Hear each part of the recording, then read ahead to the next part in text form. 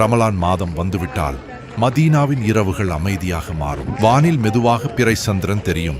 மனங்களில் நம்பிக்கை, வீடுகளில் துவா, பள்ளிவாசலில் குர்ஆன் ஓசை. அந்த நேரத்தில் முஹம்மது அவர்கள் எப்படி இருந்தார்கள் தெரியுமா?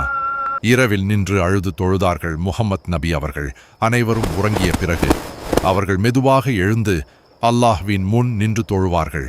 அவர்களின் கால்கள் வீங்கும் வரை தொழுதார்கள். குர்ஆன் ஓதும்போது கண்ணீர் தாடியை நனைக்கும். ஒருவர் கேட்டார், யா ரசூல் அல்லாஹ், உங்களுடைய பாவங்கள் மன்னிக்கப்பட்டு விட்டதே, இன்னும் ஏன் இவ்வளவு தொழுகை? முஹம்மது அவர்கள் சிரித்துக்கொண்டு சொன்னார்கள், நான் நன்றி கொண்ட அடியாராக இருக்க வேண்டாமா என்று எளிமையாக சொன்னார்கள். நோன்பின் எளிமை, நோன்பு திறக்கும் நேரம், பேரீச்சை பழம், சிறிது தண்ணீர், மிக எளிமை ஆனால் மிகப்பெரிய ஆனந்தம். மேலும் முஹம்மது நபி அவர்கள் சொன்னார்கள், நோன்பாளிகளுக்கு 2 மகிழ்ச்சிகள் உண்டு. ஒரு மகிழ்ச்சி இஃப்தார் நேரத்திலும், மற்றொரு மகிழ்ச்சி தொழுகையில் அல்லாஹ்வை சந்திக்கும் போது. நமக்கு ஒரு கேள்வி, அந்த ரமலானில் நபி அவர்கள் இவ்வாறு வாழ்ந்தார்கள். இந்த ரமலானில் நாம் எப்படி வாழப்போகிறோம்? அல்லாஹ் நமக்கு ரமலானை உண்மையாக அனுபவிக்க தஃபீக் தருவானாக. ஆமீன்.